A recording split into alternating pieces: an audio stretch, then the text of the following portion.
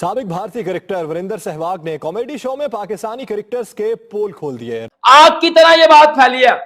हरभजन सिंह और वीरेंद्र सहवाग को गालियां पड़ रही हैं पाकिस्तान में। पाकिस्तानी मीडिया, हमारा सोशल मीडिया, हमारे आप इंस्टाग्राम, ट्विटर या फेसबुक कहीं भी देख लो, सहवाग और हरभजन सिंह को गालियां पड़ रही हैं पूरे पाकिस्तान में कि तुम कौन होते हो, तुम लोग, तुम्हारी हिम्मत और औकात क्या होती है कि तुम पाकिस्तान टीम पे उठ के बात करो। वीरेंद्र सहवाग ने एक चैनल पे बैठ के कहा है कि बाबर आजम अगर कप्तानी नहीं करते तो मेरे हिसाब से पाकिस्तान की T20 टीम में उनकी जगह भी नहीं बनती। और उन्होंने वो उसको एक्सप्लेन करने के लिए यही कहा है कि जितना वो टाइम लेते हैं खेलने में और जो उनका स्ट्राइक रेट है उस हिसाब से वो इस फॉर्मेट को सूट नहीं करता। अगर मैं हार्श वर्ड का इस्तेमाल करूं, कप्तान बदलता है तो बाबर की T20 की टीम में जगह नहीं बनती। वो छक्के वाले प्लेयर नहीं है।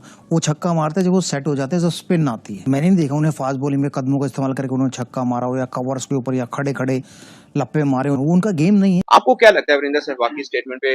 आपको लग रहा है या आपको लग रहा है कि थोड़ा सा जैसे वो हमेशा कि थोड़ा आग बरसाते हैं, वो हुआ है? हटा देना चाहिए। अगर वो कप्तान नहीं है, जो कि वो नहीं होने चाहिए, वो तो बहुत उस पर बात हो गई। कप्तान नहीं है तो क्या बाबर की T20 टीम में जगह बनती है? नहीं, थोड़े हार्श वर्ड्स हैं सहवाग के। जब आपके अपने घर में लड़ाइयां डल रही हैं तो हम सारे तो बात करेंगे ना।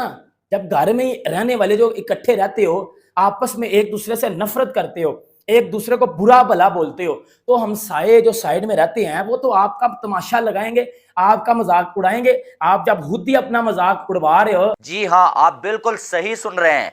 बाबर आजम की छुट्टी होने जा रही है एज अ कैप्टन भी और साथ में एज अ T20 प्लेयर भी। सहवाग ने तो जो बात की है, अगर देखा जाए आजकल की T20 के हिसाब से तो बात उसने ठीक की है, क्योंकि वो खुद इतना बड़ा प्लेयर था। उसने तो आगे टेस्ट मैच में भी ऐसा एग्रेसिव खेलता था। एक क्रिकेट चेंज की है उसने और जयसूर्या ने आके।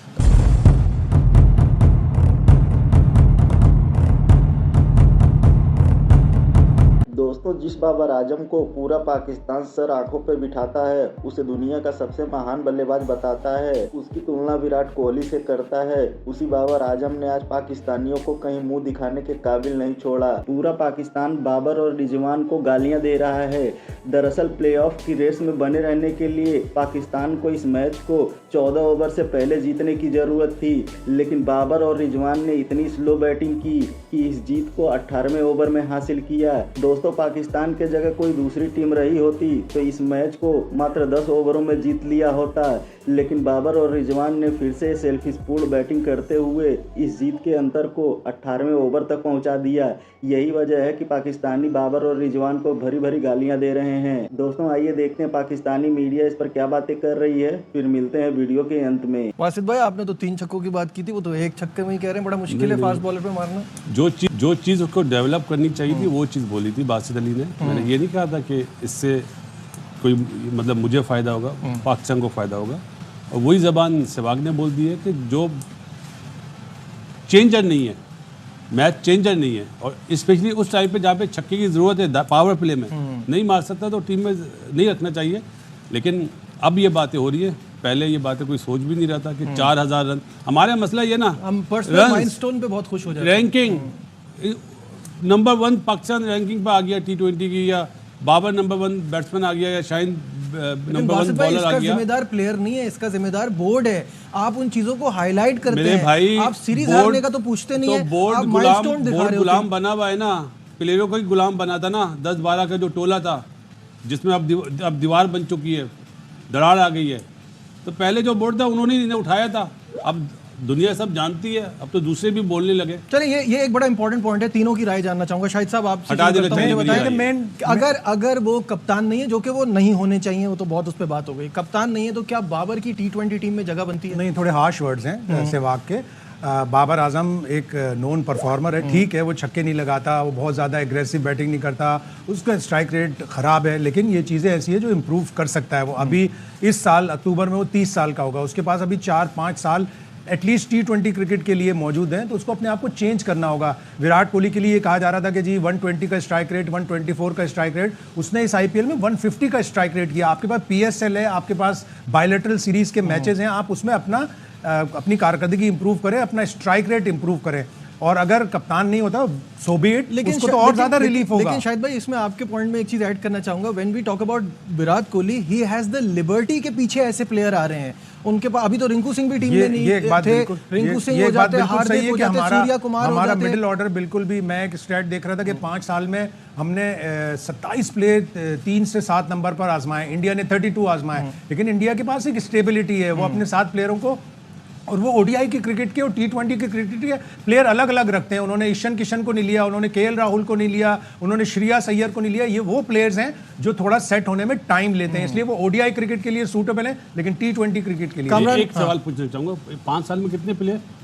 5 साल में पाकिस्तान ने 27 प्लेयर आजमाए, इंडिया ने 32 आजमाए। और ओपनर कितने आजमाए गए? ओपनर अब वो एक स्टेट बिल्कुल डिफरेंट है, हमने इतने ओपनर नहीं आजमाए। हमने साहबजादा फरहान को भी लिया, लेकिन साहबजादा फरहान हमारी, एक बात मैं सोहेल तनवीर की सुन रहा था जो पहले अभी थोड़े अरसे पहले तक जूनियर सिलेक्शन कमेटी के थे, उन्होंने बड़ी अच्छी बात कही कि हमने बेपनाह ओपनर्स को सिलेक्ट किया, हम मिडिल ऑर्डर की तरफ गए नहीं। 4 से 7 नंबर के प्लेयरों को, हमारे पास अगर 5, 6, 7 अच्छे ओपनर के मौजूद थे तो हम कहते कि नहीं हम 3 लेंगे, बाकी हम मिडिल ऑर्डर्स को लेंगे। ठीक है Kamran, your take on this. देखिए सहवाग ने तो जो बात की है, अगर देखा जाए आजकल की T20 के हिसाब से तो बात वो उसने ठीक की है, क्योंकि वो खुद इतना बड़ा प्लेयर था, उसने तो आगे टेस्ट मैच में भी ऐसा एग्रेसिव खेलता था, एक क्रिकेट चेंज की है उसने और जय सूर्या ने आके। तो मेरे ख्याल से आजकल मैं इस चीज़ पे नहीं जाऊँगा कि वो टीम का हिस्सा ना होता, क्योंकि उसने रन्स करके दिए हैं, परफॉर्मेंस करके दिए हैं। मसला क्या आया कि हमने वो प्लेयर्स डेवलप नहीं किए हैं, कंपटीशन टीम में रखा ही नहीं है। जो बाबर को आके थोड़ा टफ टाइम देते कि भाई पुश करते। अगर बाबर 3 वर्ल्ड कप खेला, 7 छक्के मारे, तो इसका मतलब है कि टीम मैनेजमेंट, बाबर कप्तान था तो ये उसकी वीकनेस है कि उसने टीम में कंपटीशन रखा नहीं। जैसे बात की है कि ओपनर्स इतने हमने रखे हैं, मिड ऑर्डर को इतना चांस दिया, वो चांस आपके सामने किन लड़कों को दिया? गलत इन्वेस्टमेंट की है बाबर ने, पाकिस्तान क्रिकेट बोर्ड ने, सिलेक्टरों ने। आपने देखा नहीं है कि इस वक्त हमारे टीम में सूटेबल क्या है, तो यही चीज़ है मेरे ख्याल से। और बाबर जैसे बोलो, एक चीज जो आती है इसमें डिबेटेबल, वो ये कि केन विलियमसन भी इसी तरह का प्लेयर है, आउटस्टैंडिंग टेक्निक है उसकी, जबरदस्त परफॉर्मर और इसी तरह का स्ट्राइक रेट है, लेकिन वो सिंगल डबल बहुत रेलता है, वो स्ट्राइक रोटेट करता है। बाबर आजम पे इसलिए भी स्ट्राइक रेट प्रॉब्लम होती है कि वो सिंगल डबल नहीं लेते। तो बासित भाई सोल्यूशन कुछ ये निकलता है कि we have to have players around Babar Azam जो कि इस तरह का तेज खेल सके, और उनको पूरा लंबा खेलने की प्लानिंग होनी चाहिए। क्या आप समझते हैं? लाए नहीं गए, बनाए नहीं गए, जो हैं वो बाहर हैं। जो कामरान ने बात की ना कि आपने चैलेंज ही नहीं किया ना, आपने पुश नहीं किया, आप टैलेंट नहीं लाए। जी आप बाबर की बात करें ना, उसको कप्तान अब नहीं रखा जाएगा या रखना नहीं चाहिए, ये मेरा अपना ओपिनियन है। सही रीजन कि आपने देख लिया क्या कैप्टनसी करी है, तो पिछले 5 साल से नहीं नजर आ रही। हाँ तो हटाया था ना, तो नए चेयरमैन साहब ने लगा दिया। तो एक सीरीज के बाद जैसे तो शाहीन को भी तो एक सीरीज से हटाया था। सबसे बड़ी खराबी हुई उस वक्त 30 अप्रैल 2024 को, जब आपने कप्तान चेंज कर दिया दोबारा। हाँ, और आपने एक तरह से डिस्कॉर्ड टीम में डाल दी कि शाहीन को आपने हटा के सही नहीं किया। तो बात नहीं आप करें, मैं ये कह रहा था कि उनसे भी तो पूछा जाए, जो 5-5 ओपनर डालते हैं वो सिलेक्टर क्या मतलब उनकी जातियाँ नहीं है। आप सारा मलबा टीम हारने का बाबर पे डाल रहे हैं, वो क्या मतलब यही तो कहने शफाफ लोग हैं वो लोग। ओवरऑल सब जिम्मेदार है, कोई एक ज्यादा वो जिम्मेदार है। बात ये है कि जब आप 6 वर्ल्ड इवेंट्स के बाद कुछ रिजल्ट नहीं लाएंगे और प्रोसेस ऑफ लर्निंग आगे नहीं बढ़ रहा, तो बाबर पे ज्यादा बात हो रही है। प्रोसेस ऑफ लर्निंग नहीं है, बात यह है कि कप्तान की बात मानते हैं वो लोग कि वो प्लेयर नहीं चाहिए मुझे।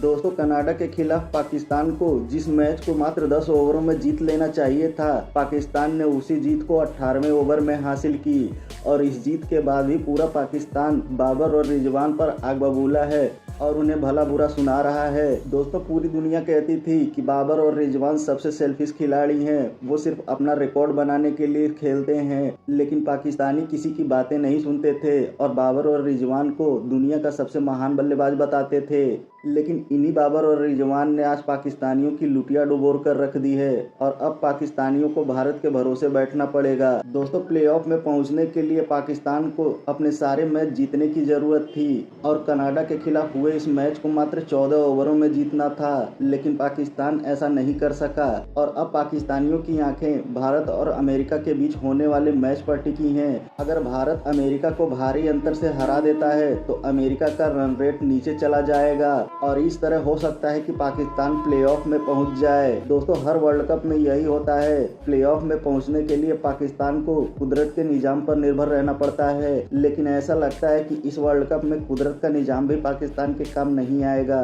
दोस्तों, वीडियो में अंत तक बने रहने के लिए धन्यवाद। मिलते हैं अगले वीडियो में।